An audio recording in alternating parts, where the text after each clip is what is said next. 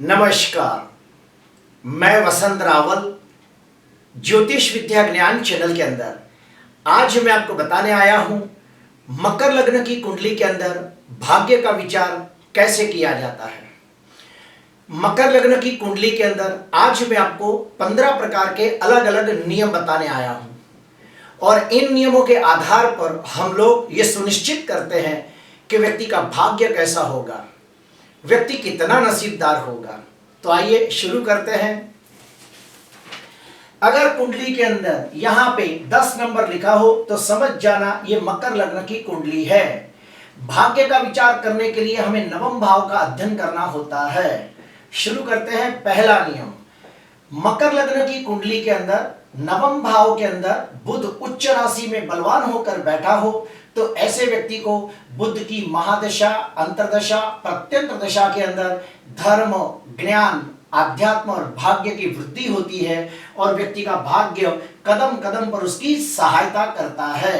दूसरा नियम, भाग्याधिपति बुध प्रथम भाव के अंदर दिग्बली होकर बैठा हो तो भी ऐसे व्यक्ति को बुध की महादशा, अंतरदशा, प्रत्यंतर दशा के अंदर धर्म, ज्ञान, आध्यात्म और भाग्य में बहुत ज्यादा वृद्धि होती है और व्यक्ति का भाग्य कदम कदम पर उसकी सहायता करता है।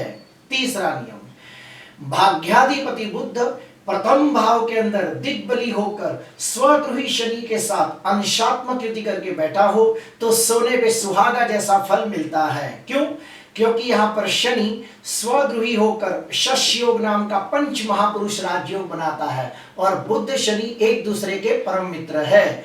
तो ऐसे व्यक्ति की कुंडली में बुध और शनि इन ग्रहों की जब महादशा, अंतरदशा, प्रत्यंतर दशा आती है तब व्यक्ति को धर्म, ज्ञान, आध्यात्म और भाग्य में बहुत ज्यादा वृद्धि होती है। व्यक्ति का भाग्य कदम कदम पर उसकी सहायता करता है। साथ ही साथ व्यक्ति स्वस्थ, तंदुरुस्त, निरोगी जीवन व्यतीत करता है। चौथा नियम, भाग्याधिपति बुध दूसरे भाव के अंदर स्वगृही शनि के साथ अंशात्मक युति करके बैठा हो तो भी बहुत अच्छा फल मिलता है और ऐसे व्यक्ति को बुध और शनि इन ग्रहों की महादशा, अंतरदशा, प्रत्यंतर दशा के अंदर धर्म, ज्ञान, आध्यात्म और भाग्य में बहुत ज्यादा वृद्धि होती है। साथ ही साथ व्यक्ति को उत्तम कक्षा का कुटुंब सुख प्राप्त होता है और धन सुख भी प्राप्त होता है। पांचवा नियम, भाग्याधिपति बुध पंचम भाव के अंदर स्वगृही शुक्र के साथ अंशात्मक युति करके बैठा हो तो लक्ष्मी नारायण नाम का राजयोग निर्माण होता है और ऐसे व्यक्ति को बुध और शुक्र इन ग्रहों की महादशा, अंतरदशा, प्रत्यंतर दशा के अंदर धर्म, ज्ञान, आध्यात्म और भाग्य में बहुत ज्यादा वृद्धि होती है। व्यक्ति का भाग्य कदम कदम पर उसकी सहायता करता है। साथ ही साथ व्यक्ति को उत्तम कक्षा का संतान सुख प्राप्त होता है और व्यक्ति कोई भी प्रकार की विद्या प्राप्त करना चाहता हो तो आसानी से प्राप्त कर सकता है। व्यक्ति को ज्ञान प्राप्त करना चाहता हो तो भी आसानी से प्राप्त कर सकता है। वैसा ही नियम है, भाग्याधिपति बुध पंचम भाव के अंदर लग्नेश शनि के साथ अंशात्मक युति करके बैठा हो तो भी सोने पे सुहागा जैसा फल मिलता है और ऐसे व्यक्ति को बुध और शनि इन ग्रहों की महादशा, अंतरदशा, प्रत्यंतर दशा के अंदर धर्म, ज्ञान, आध्यात्म और भाग्य में बहुत ज्यादा वृद्धि होती है और व्यक्ति का भाग्य कदम कदम पर उसकी सहायता करता है। सातवां नियम, भाग्याधिपति बुध भाग्य स्थान के अंदर उच्च राशि में बलवान होकर लग्नेश शनि के साथ अंशात्मक युति करके बैठा हो तो सोने पे सुहागा जैसा फल मिलता है और ऐसे व्यक्ति को बुध और शनि इन ग्रहों की महादशा, अंतरदशा, प्रत्यंतर दशा के अंदर धर्म, ज्ञान, आध्यात्म और भाग्य में बहुत ज्यादा वृद्धि होती है। व्यक्ति का नसीब कदम कदम पर उसकी सहायता करता है। आठवां नियम, भाग्याधिपति बुध दसम भाव के अंदर लग्नेश शनि के साथ अंशात्मक युति करके बैठा हो तो भी सोने पे सुहागा जैसा फल मिलता है। क्यों? क्योंकि लग्नाधिपति शनि दसम भाव के अंदर उच्च राशि में बलवान होकर शश योग नाम का पंच महापुरुष राजयोग बनाता है और 10वां भाव बुध का कारक भाव भी माना गया है। तो ऐसे व्यक्ति को बुध और शनि इन ग्रहों की महादशा, अंतर्दशा, प्रत्यंतर दशा के अंदर धर्म, ज्ञान, आध्यात्म और भाग्य में वृद्धि होती है और व्यक्ति का नसीब कदम कदम पर उसकी सहायता करता है। साथ ही साथ ऐसे व्यक्ति को समाज के अंदर मान, सम्मान, पद, प्रतिष्ठा, यश, जश, कीर्ति प्राप्त होती है। 9वां नियम, भाग्याधिपति बुध दसम भाव के अंदर स्वगृही शुक्र के साथ अंशात्मक युति करके बैठा हो तो यहाँ पर लक्ष्मी नारायण नाम का राजयोग निर्माण होता है और ऐसे व्यक्ति को बहुत अच्छा फल मिलता है। क्यों? क्योंकि यहाँ पर शुक्र स्वगृही होकर मालव योग नाम का पंच महापुरुष राजयोग बनाता है। तो ऐसे व्यक्ति को बुध और शुक्र इन ग्रहों की महादशा, अंतर्दशा, प्रत्यंतर दशा के अंदर धर्म, ज्ञान, आध्यात्म और भाग्य में वृद्धि होती है। साथ ही साथ समाज के अंदर मान, सम्मान, पद, प्रतिष्ठा, यश, जश, कीर्ति प्राप्त होती है। 10वां नियम, लग्नेश शनि और भाग्येश बुध आपस में एक दूसरे के घर में बैठकर परिवर्तन योग बनाते हो तो भी ऐसे व्यक्ति को बहुत ज्यादा नसीब साथ देता है, किस्मत कदम कदम पर उसकी सहायता करता है और व्यक्ति सर्व सुख संपन्नता प्राप्त करता है और समाज के अंदर मान, सम्मान, पद, प्रतिष्ठा की प्राप्ति करता है।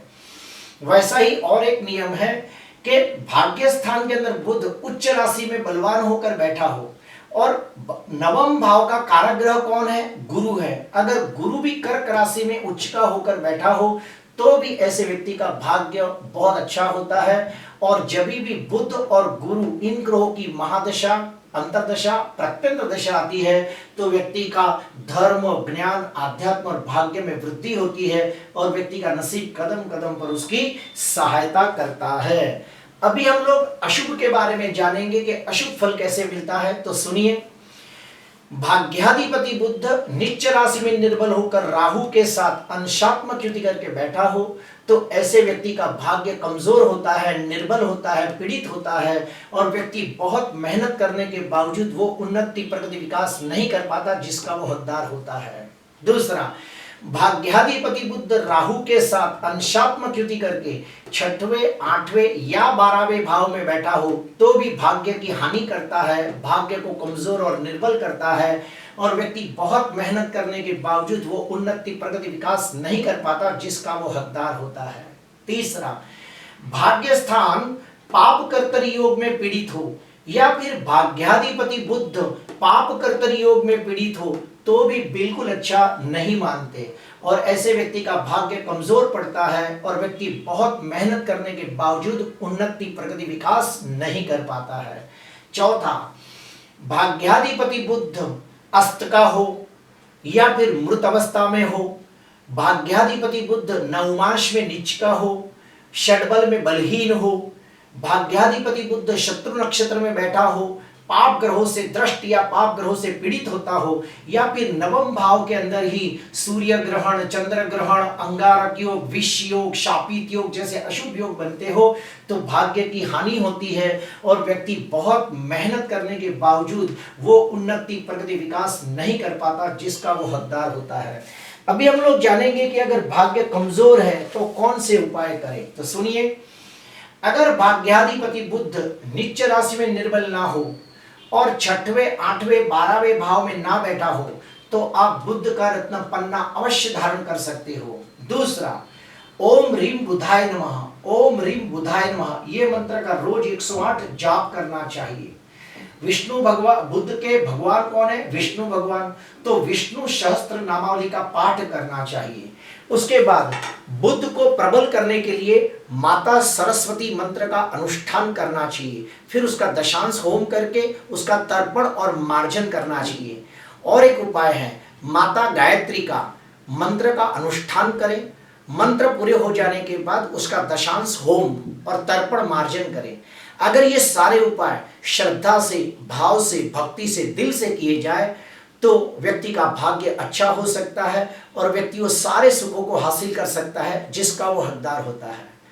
प्रिय दर्शकों, आज के लिए बस इतना ही। आपको अच्छा लगा हो तो जरूर लाइक करना, सब्सक्राइब करना। नमस्कार।